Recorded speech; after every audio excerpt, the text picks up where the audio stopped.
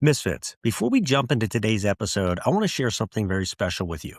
After hosting over 450 episodes of the Misfit Entrepreneur and sitting down with some of the world's top founders, investors, and high performers, I started to notice something. Different industries, different backgrounds, different paths, but the same patterns kept showing up. So I distilled those patterns into a short, powerful guide called The Misfit Code: 21 Uncomfortable Truths from 450 plus Entrepreneurs.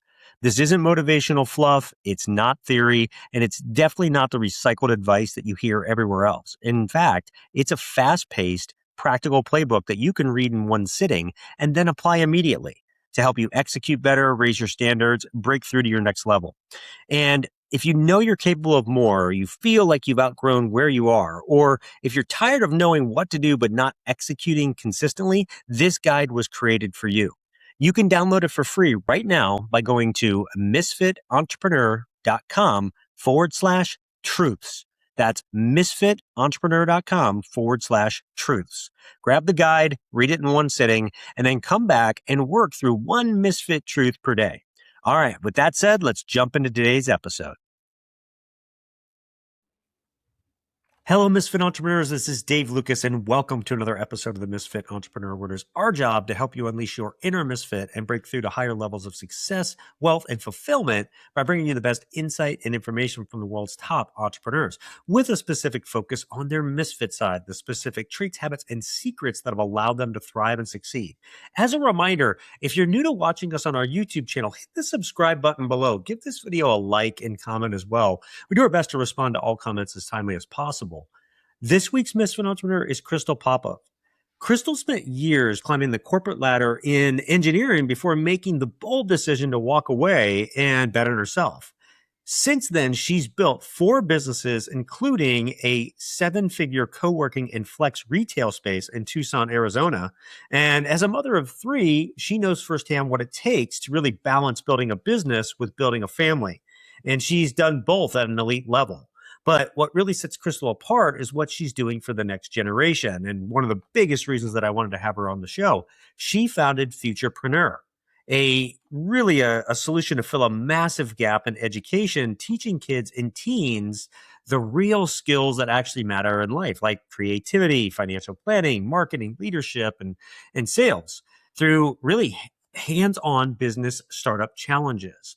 At a time when things like youth depression is rising, or college debt, being out of control, screen addiction, right? Stealing our kids' potential. Krystal is really on a mission to replace the employee mindset with an entrepreneurial one. So one kid at a time. And so that, to me, is one of the best missions we can have. And I think we're in one of the greatest eras of entrepreneurs in history, maybe the best in history. So I'm excited to jump in on all this. Krystal, are you ready to unleash your inner misfit? Absolutely, Dave. Thanks so much for having me here. And you've inspired so many entrepreneurships, and that's my mission in life. So I feel like it aligns with yours, and I'm happy to have this conversation. Well, it's awesome. It's a pleasure to have you on. And like a lot of entrepreneurs that come on this show, you didn't start out to be that way. You have a really unique journey of how you got there. So take 5 minutes or so and just tell us, how'd you get to where you're at? Yeah, I am blessed enough to watch my mom, who was an entrepreneur, and I got to see the trials and tribulations of her starting a construction business when I was in high school. And so I remember that startup and how much she worked, but I remember the joy that she would have when she would come home at night, and we might be in the middle of dinner and she'd come in and she'd be like, "I'm so sorry I'm late, but we wrapped up a pool sale." She'd go like with her new salespeople out. And I remember seeing that passion around the startup. And so I've always had entrepreneur in my mind, but I went to school for an engineering degree. They taught me engineering and you just not freelance, not entrepreneurship. And so I did what everyone else in my degree did. I went and interviewed and got a job at a great company called in the Phoenix area.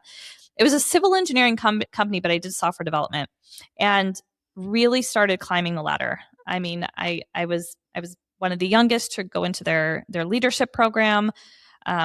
I gave it my all. I remember our company had like 110%, mission. Like that was they'd say 100, we give it 110%, but they also meant you're working 110% or 130% hours for sure. And I got there was a clear moment, Dave, where I was sitting in a meeting And it was a meeting that went over numbers. And I'm in this meeting and I'm looking around and I'm thinking, no one's happy. They're trying to hype us up and that we've, hit this number this month and everyone's just kind of clapping. And I look at the guy that's leading the meeting. He was our regional director and he said, and I knew a lot about his life, and he was going through a divorce. He was working 80 hours a week. And I think, where am I climbing to get? Right? Like, I don't want to be there. I didn't love that he was buried. I knew I couldn't raise a family like that. And at that moment, I'm like, I need to find a way out.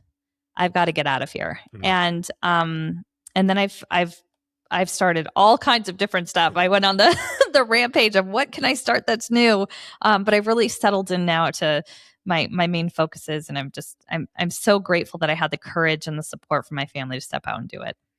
No, that's awesome. One of my best business partners as an entrepreneur was an engineer. Oh, really? And yeah, because the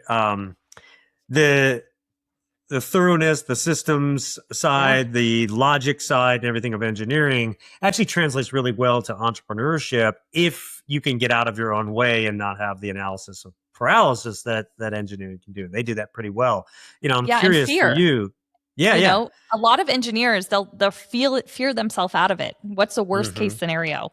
So and we're very it's a very unique it's a very unique personality type as an engineer. Is you can see the big picture and you can see the forecast, but that is not always to your advantage because you can really play with, okay, then what, right? What happens if this happens? So you have to really block that out.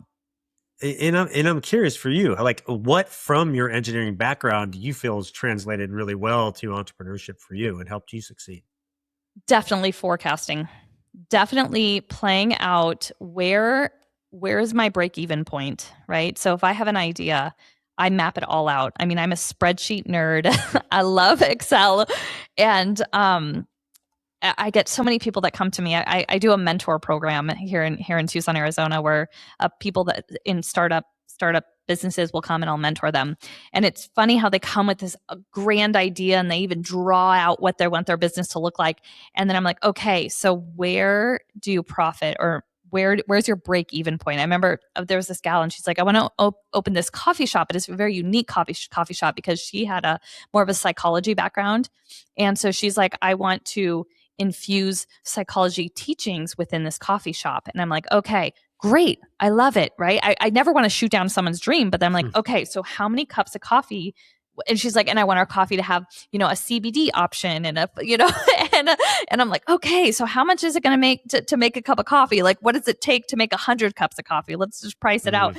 So where's your break even point? And we found out she had to sell like 1,500 cups of coffee to like break even for the day, and I'm like, so being able to really forecast that out and journal it out and put real numbers to it, I think is the best thing that came out of engineering for me. Yeah, it's kind of visioneering in a way, is what you're really doing by doing that, and really, taking the time and the foresight to do that. And a lot of people don't. Most people don't. And speaking of that, you built 4 businesses, obviously, including a big, co-working space and all of that. So for you, early failures are hard lessons that, taught you some good lessons, right? Maybe that your corporate success couldn't have. Yeah. I mean, my first co-working space, I drained about $220,000 into opening that in 2019, scheduled to be open spring of 2020 and downtown Tucson. So that business is no longer around. That was a real tough failure. I mean, the landlord, luckily I had something in my lease that there was an elevator. I was on the top floor of this building and their elevator was being built out, and my lease didn't start until the elevator was done. Right. And luckily the elevator company shut down in California and didn't come out and finish the project until January 2021. But January 2021, it was like people were still home. I mean, think about this. This is pre-vaccine. This was the inauguration of Biden, right? People are still at home and scared And I'm like, come co-work, right? We have event space, we have co-working. And it wasn't the best time. And I ended up, I had 2 employees, and then it ended up like I can't keep my employees. It's just me. So that was a rough one because I had a baby also in August of 2020. So that was a big failure. But here's the crazy thing.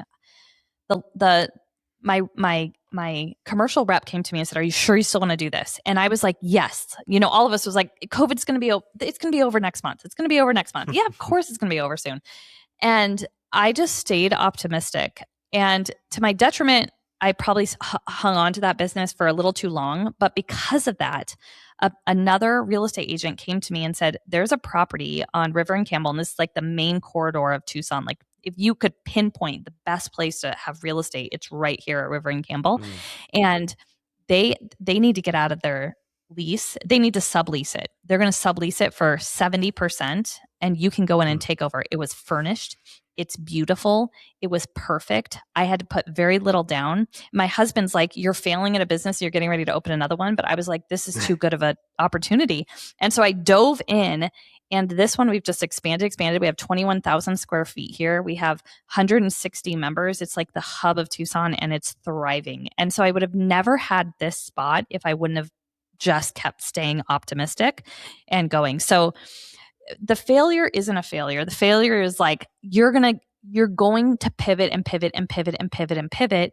And you might have to let some go and think of more solutions, but that's the fun of entrepreneurship. That's the best part.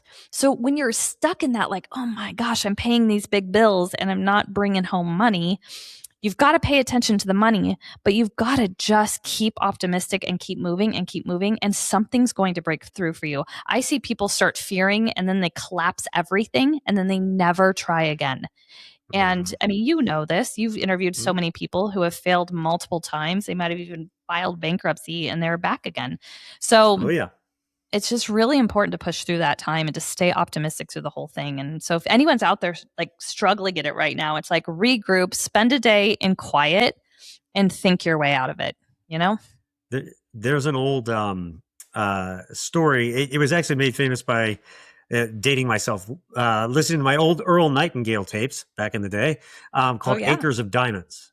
And the whole story is about how, this guy bought this, area to basically mine for diamonds and look for diamonds, and, looked and looked and looked for the longest time and gave up. And the next person that came along found the diamonds, right? And stuff like that. And it was like the largest diamond field in history. Like, they found, and it, this guy gave up, and it was just, if he'd just gone a little bit further, he would have found it all, so it's kind of that, same thing. And I hear that story, and it's, that's a good one. If anybody goes back, you want to find them, probably just, Google it or LL Emmett nowadays, and it'll tell you the whole story on it. So one of the things that you kind of shared in a roundabout way, you shared some of it in there, but you talk about breaking the employee mindset. Okay.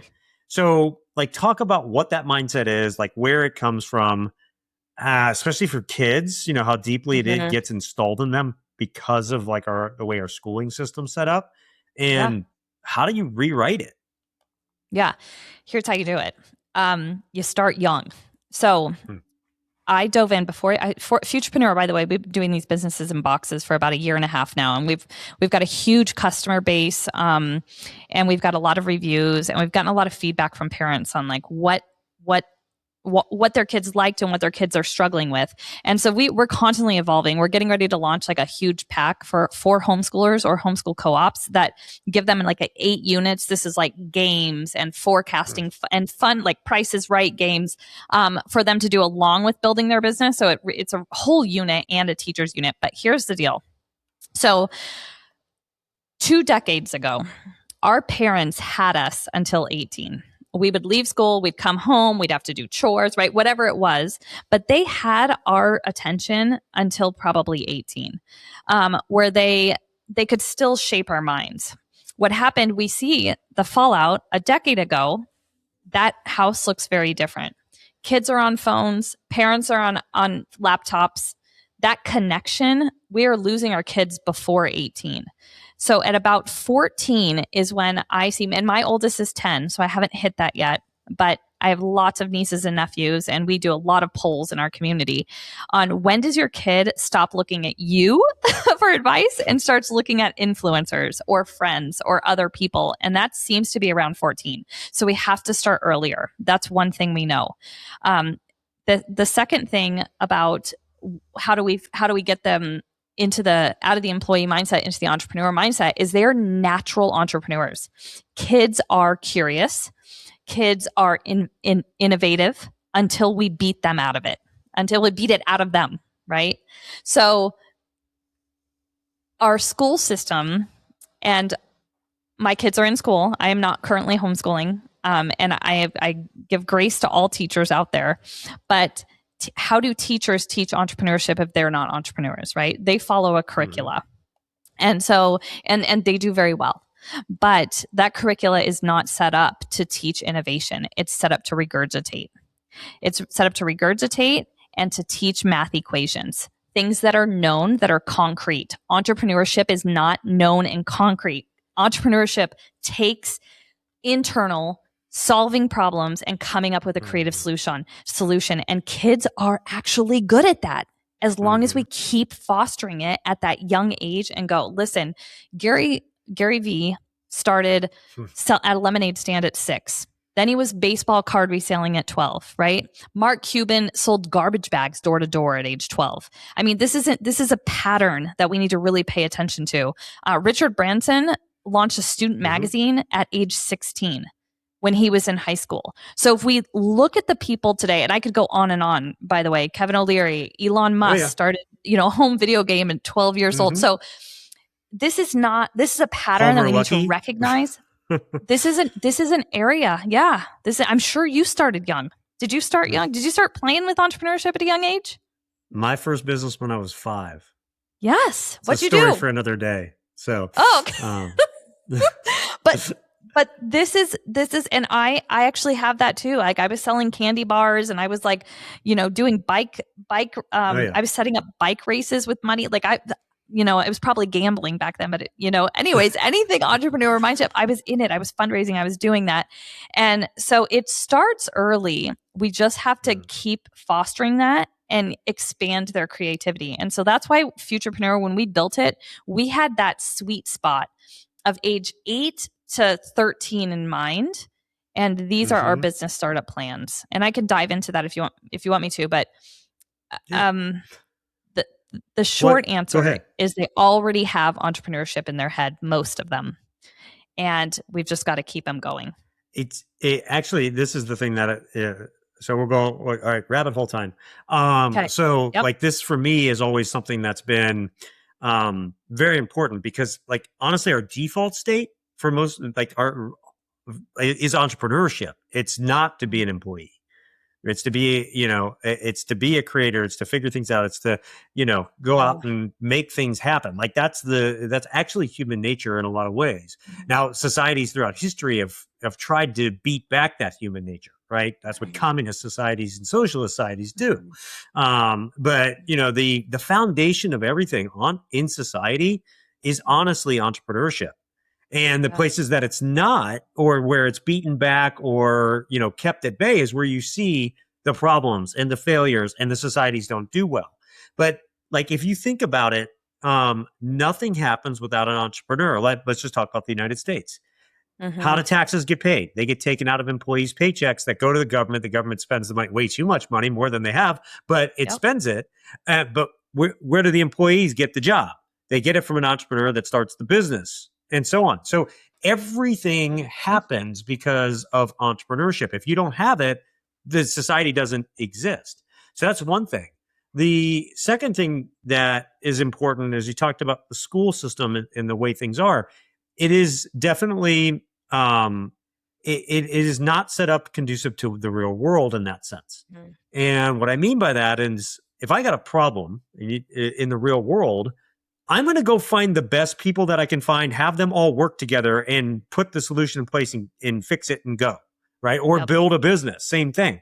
In school, if you get a test and you get together with friends and talk it through and figure out the answers to the problem. They call that cheating. It's completely polar opposite from how the real world works. I know. And so you're right in that we have to start early and we have to combat this in some ways. Now, there are some good things about school too. You get structure. You learn how to synthesize things. You learn how, math and the different core things you need to do this stuff. So there's some good aspects to it, but we have to be conscious of the fact that there's things that conditioning that's why people come out of school to be an employee and not an entrepreneur, where the exact opposite should be happening, because that's the foundation of society. And so the other thing that you said, and I think this is important for everybody out there, about this age of 13 or 14, in the age of like social media, smartphones, and all of this. There's a book, and I know you and I talked about this because you've read it. It's called The Anxious Generation by Jonathan Haidt. And it's probably one of the most important books that a parent with a child with a child, period, can read, because it really goes through the detail and data of what has happened to our kids since the smartphone and social media was released, and how that's been exacerbated over the years and what it's done now. And it's not good. Let's put it that way. It's not good. So everybody knows that one of the reasons I do this show is for my daughter, Hannah. Hannah has a smartphone that doesn't allow social media apps. She can text and she can talk. It looks like a smartphone, right? And that sort of thing. It's got a camera. She can do things like that.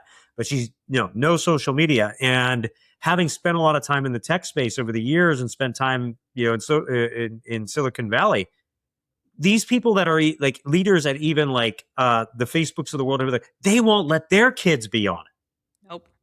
So because they know what it does. It turns them from creators to consumers. Yeah. And COVID didn't help, but I have nieces in college, and they will sit at home by themselves for 4 or 5 hours scrolling, consuming, and creating nothing. Yep. And if you take that away, I mean, they're in college, so I feel like we've lost them already, right? And neither of them are thriving. They both started college, and they both are almost paralyzed by life, that they can't move forward. And I've heard this from so many parents with college kids right now, saying, some kids are like grabbing and going, but 50% are completely paralyzed by life. It's too much. That consumption is too much for their brains to handle. And I mean, it's too much for us as adults. It's so much for them. So my kids do not. If they consume, we give them here's the TV. It's, in front of all of us. We can see what they do, and then it turn off. You can have your iPad for a road trip. They know as soon as they come home, it goes in daddy's closet. That's it. So you got to be strict. You've got to put really good ground rules and eliminate the ability, like honestly, eliminate it, like ruthlessly. We use a bark phone is what we use. And we can monitor and turn on, turn off. We could turn the phone off at 10 p.m. at night. Can't do anything more. There's great systems and things out there for that, for parents to use. In fact, I want to talk a little bit more. I want to continue on this topic and talk about a couple more things surrounding it, as well as Futurepreneur. We'll do that. We're going to take a quick break. We'll be right back. Misfit Entrepreneurs, I want to tell you about an amazing resource that will have tremendous impact on your business and your revenue. I have used this solution in multiple businesses, and it has made an incredible difference. Let me start by asking you something. Do you know how much it costs your business when just one salesperson doesn't step up to deliver? Do you really know? The cost can easily exceed 6 figures for just one bad hire, not just from the time, effort, and resources in hiring them, but from the lost business and downtime as well, as you have to go find a new salesperson and everything surrounding that. And the last thing any growing business can afford is to have a failed hire, especially in sales, the revenue driver for the company. But what if there was a way to know someone checked all the boxes of a great sales hunter and closer before you ever hired them? That's the solution that I found from a company called Sales Drive. They have created a solution called Drive Test. It's a powerful hiring tool that separates high-performance salespeople from pretenders by measuring the most critical personality trait needed for success in sales: drive. Drive is composed of three non-teachable traits shared by all top producers: the need for achievement, competitiveness, and optimism.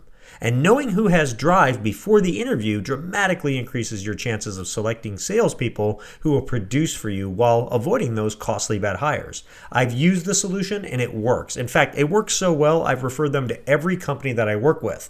And they've created a very special offer so that you can try them for free as well. You can get a free drive test assessment today at www.misfitentrepreneur.com/sales drive. That's misfitentrepreneur.com/sales drive, all one word. Start using the drive test in your hiring and never hire a bad salesperson again.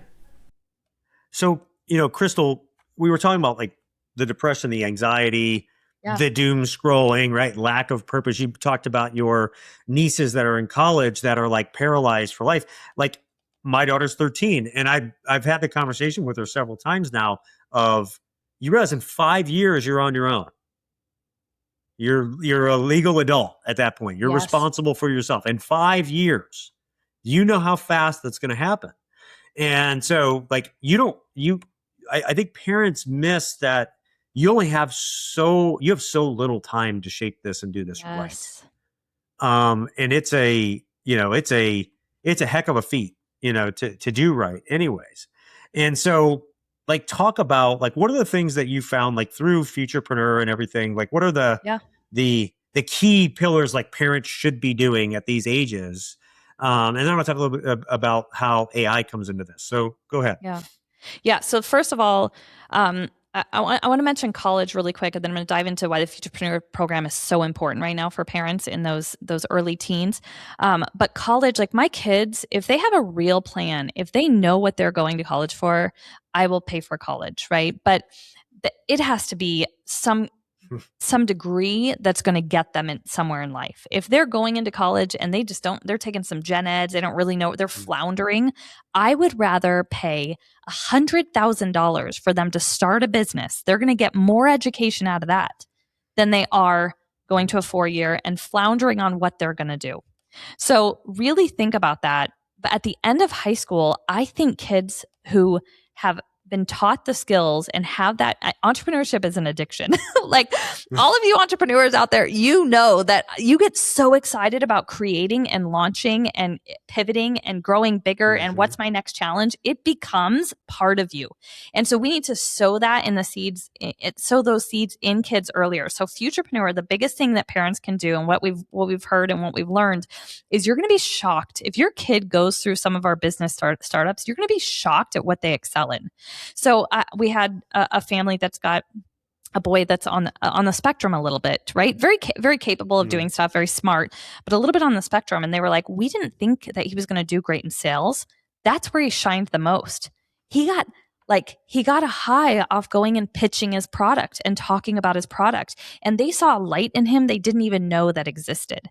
So number one, you've got to take the time with your kids. We are all so busy, but block it in your calendar like you block your workout, like you block your dentist appointment, right? You block that time in your calendar weekly. So our Futurepreneur programs, they're meant to, you can go through a business plan. And I don't know, do you do video and audio? I don't know. But if you're only on audio, I'm just holding up one of our business plan. This is Open Your Own Bakery.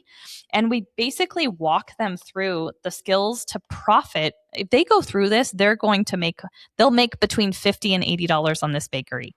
And we walk them through developing your concept, food safety. What are you going to sell? What are you excited to sell? Then they create their menu. They talk about packaging and presentation. And then we pull up all the financials.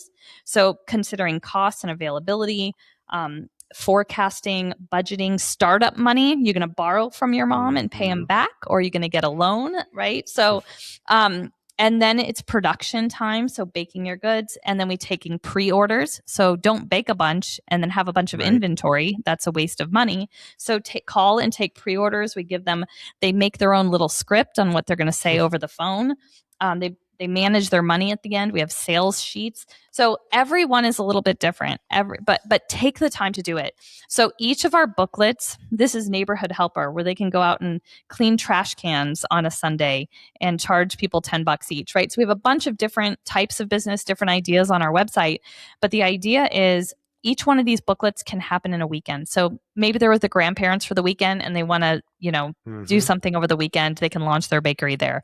Or if you want to really beef it up, you can really, it's meant to be about 8 hours of work. You can get very creative. So they can create their bakery menu, but we're like, hey, you want to turn this into something extra? Have them design it on AI or on Canva, right? Let's get their juice, their creative juices flowing. And you'll see them brand it, and then they're proud of their bakery brand, right? So, but it's meant to be 8 hours, but you've got to schedule that time. So as a parent, you put in an hour and a half a week, and you and your son or daughter build a business over the next 4 weeks. You're going to have this bond. You're going to celebrate with them. You're going to have fun too. But it's such a teaching and bonding moment that they'll remember the rest of their life. But most parents won't take the time to do it. So, we ship out every day and we try to get feedback. And some people are like, oh, we haven't done it yet. We haven't done it yet. And I'm like, I can't, I can't yell at the parents, but I'm like, there's nothing more important. Take the time and do it. So, I don't even remember what question you asked. And that's great. Those are great examples too. In fact, there's a number of things in there, right? So you said something in the beginning about, like, I made the same deal with Hannah. Like, I said, look, if you're going to go to college, it has to be something that is, number one, going to thrive in the new world of AI.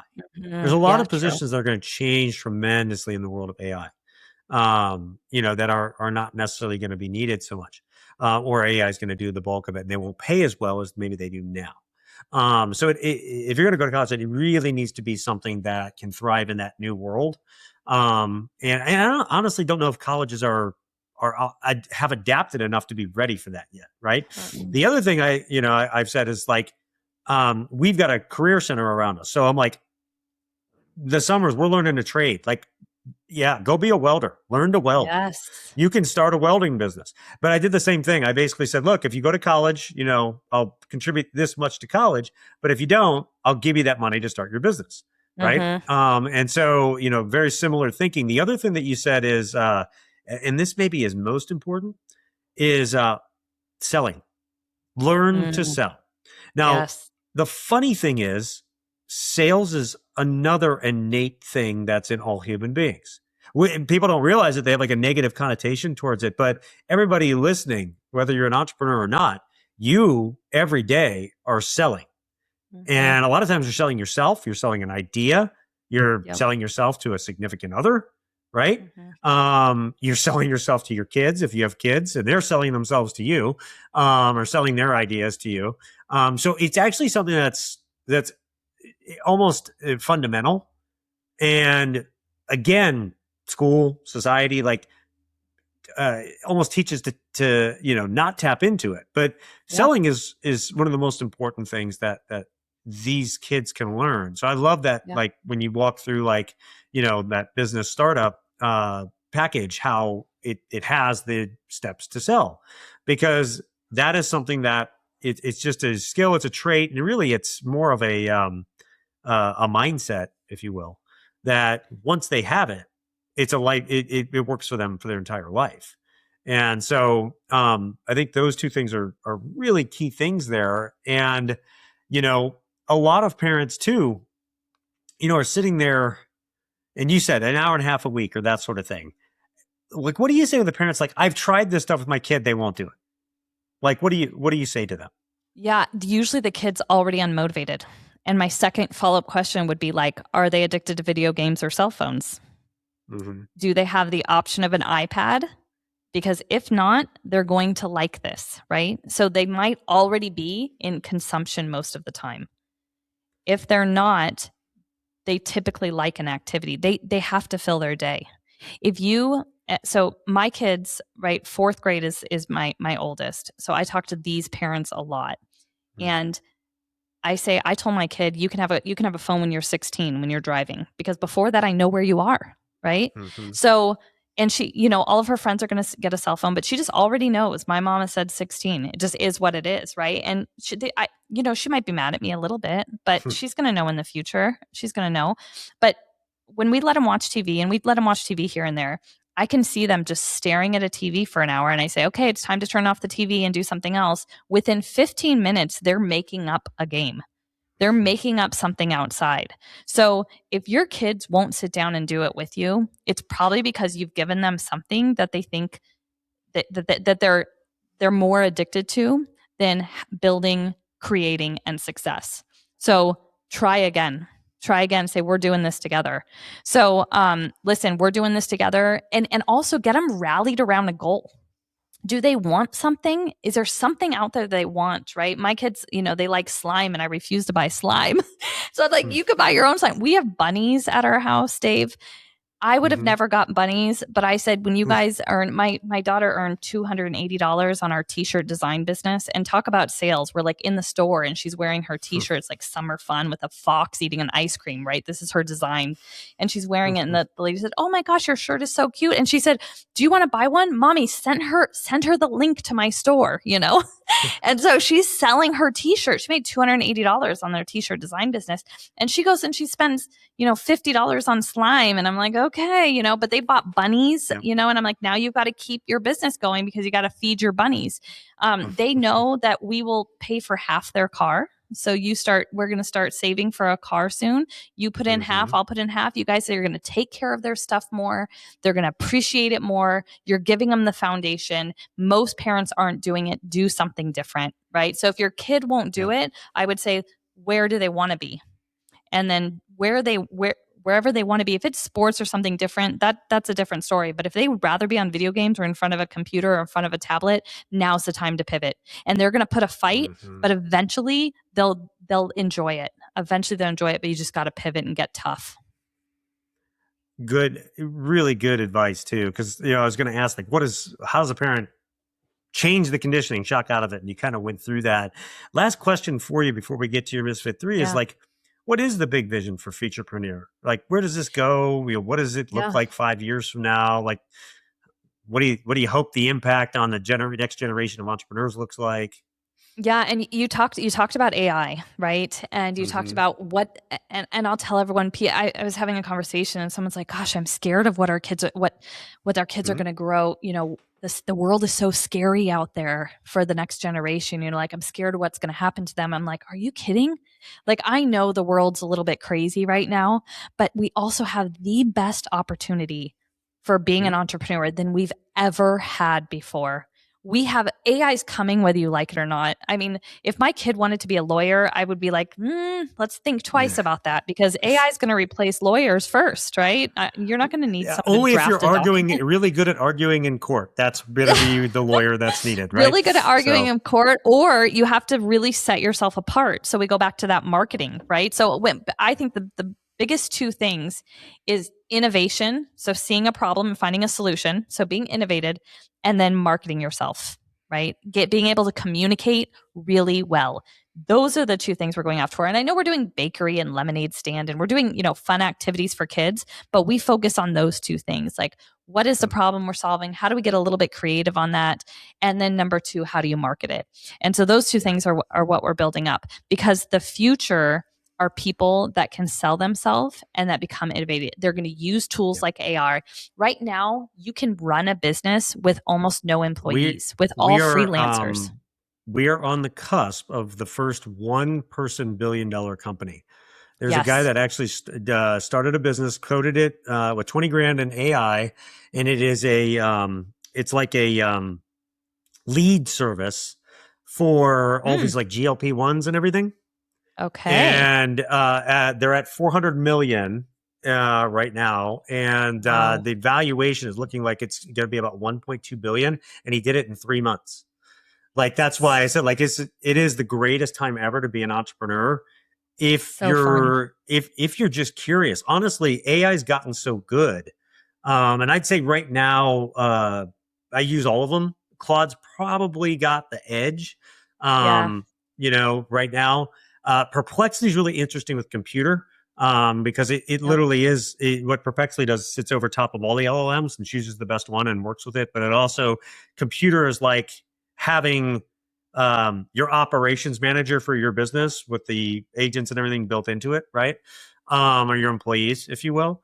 Yeah. But it's gotten to a point where you don't even have to you don't have to understand prompting as much. You don't have to be so good at it. You can ask it, hey, how should I prompt you to do this? It'll tell you. And so it's just curiosity now. I would love to see you come out with a Futurepreneur package on just like using an LLM AI to build something. Maybe you already are. That'd be pretty Yeah, cool. we're gonna do build your own small game app, right? So we're gonna get into using A. We're gonna get into video creation, which is a little more marketing, but create a video for your favorite ice cream shop, and then go and sell them this video, right? I mean, if I'm an employee and a kid walked in and said, I created 2 videos for your social media on how great your product is, right? I'd pay him $20, Yeah. So Yeah. so we're gonna definitely stay on the forefront of that. But the big shift that I'm making right now, we had a big event. So there's 2 things in Futurepreneur that I'm focused on: community and then reach, right? So community is making sure that the kids have support if their parents can't. So we did our first Futurepreneur event. We had over 100 families there. We had incredible speakers. We did it in Tucson, Arizona for the first one. And it was in February, and it was incredible. It was submerging them into inspirational.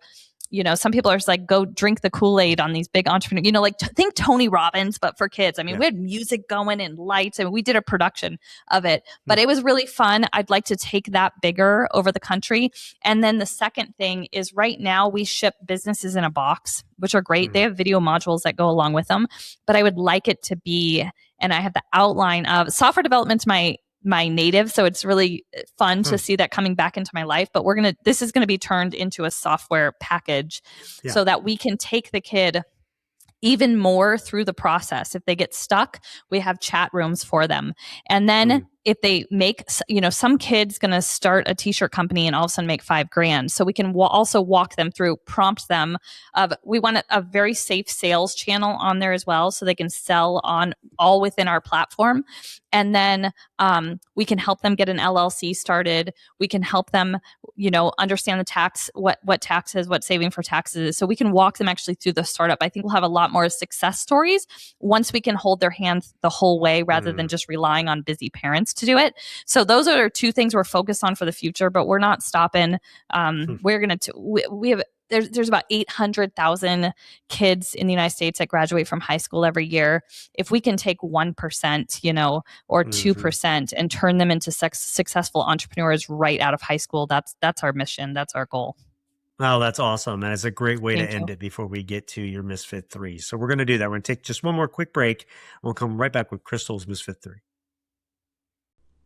Misfits. People ask me all the time about tools that I use in my life and business to maximize my success. I usually start by telling them one of my most powerful tools is my morning habits. And of course, they look at me somewhat confused. I then explain how important it is for me to center myself and how I begin my day and plan for my success. It's critical to consistent high performance. And it doesn't take me long, about 5 or 10 minutes, because I use a great resource called the 5-Minute Journal. The 5-Minute Journal is the simplest, most effective way I've ever found to start your day in the right mindset, doing the right things, and set yourself up for success. And it is exactly what it says, a 5-minute exercise you can do each day. Let me ask you, if you could reach your next level in your life and business by spending just 5 minutes of focused time a day, would you do it? I bet you would. And I know it works because I've experienced the power of it. And you can get your 5-minute journal simply by going to www.misfitentrepreneur.com/journal. That's misfitentrepreneur.com/journal. Do what I do. Use this amazing resource to give yourself an edge in your performance and your success. Get your 5-minute journal today. Okay, it's time for Krystal's Misfit 3. These are the 3 things that she wants you to take, put in your life, your business, make a difference for yourself starting today. And the way that I always frame this to every guest that comes on the show is I say, hey, look, if you were going to leave this earth tomorrow and you could only leave behind your 3 best pieces of wisdom for the generations that come after you to help them live their best life, what would those 3 things be? So, Krystal, what are your Misfit 3? First one, and I think it was Jim Rohn that said this, but failure cannot cope with persistence. You keep going and failure falls away. So remember that as you're going through the ups and downs of business. Number two, and this has a lot to do with communication. This is communication to your employees. This is your relationship. This is your kids. But every time I communicate, I try to remember, am I speaking from love or am I speaking from fear? Right? Am I speaking from anger? What am I speaking from? And the more you can say, I want to speak from love, people feel it. Believe it or not, your success in entrepreneurship comes from the way that you treat people. And that is so important. And so that's number two. And number three is, just remember the joy is in the process. The joy is not at the top. And anybody who's built something massive will tell you the most fun they had is when they didn't have money and they were creating it. So enjoy that process of figuring it out, pivoting, losing money, making money, trying to get the next thing. Really embrace that. And that's my three pieces of advice. No, that's awesome. All so good and so important. And Jim Rohn also said, formal education will make you a living, and self-education will make you wealthy, or rich too. So very smart man. If people do want to learn more about you, where should they go? Yeah, I have we're giving our lemonade stand booklet for free right now. So we have a website, freekidbiz.com. So freekidbiz.com, and grab our freebie if you have a kid at home. That's kind of, the lemonade stand is an easy step into it. And then our website is futurepreneur.com. You can follow us on all the social media platforms, or follow me, Krystal Popov. I would love to interact with you out there. So ask if you get stuck, ask us questions. That's what we're here for. Awesome. We'll link to all that in the show notes so that people can find it, the best show notes in the business, for reasons I'll talk about more in a second. But first, for those of you that are new to the Misfit Entrepreneur, this is our first episode with us. It is such an honor to have you with us. I hope you became a regular watcher, listener, and subscriber. And for all of you that are with us week in and week out, I cannot thank you enough for your support of the show. You are what makes this show go in over 100 countries every single week. So thank you for all of your support. And make sure to go out, check out the show notes for the show. I personally go through and do these every week. I listen to the episodes. I work with them and take my best pieces of insight and wisdom and things that I like to share with you from great guests like Krystal. So check those out. And then give this episode a rating and review. Like and comment on it. Help share Krystal's message, because we all know, and I say this in every episode, one great episode can change someone's life. Maybe something that Krystal shared today was that missing link you were looking for to get to your next level. So share this with others. And again, Krystal, thank you so much for coming on and sharing all your wisdom and insight today. Thanks, Dave. Great to be here with you.